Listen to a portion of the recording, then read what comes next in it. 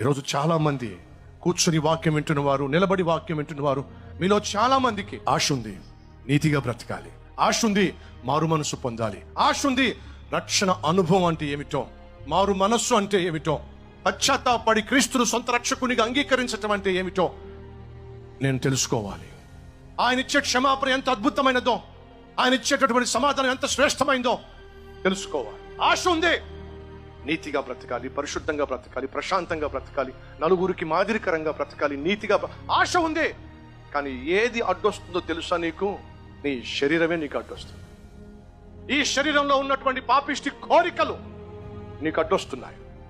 ఈ శరీరంలో నువ్వు చేస్తున్నటువంటి నీచమైన కార్యాలు క్రీస్తుకు దగ్గరగా రాకుండా చేస్తున్నాయి. నీ కళ్ళల్లో ఉన్నటువంటి కామము, నీ తలంపుల్లో ఉన్నటువంటి అపవిత్రత, నీ నడకలో నీ పడకలో ఉన్నటువంటి పాపము క్రీస్తుకు దగ్గరకు రాకుండా చేస్తున్నాయి.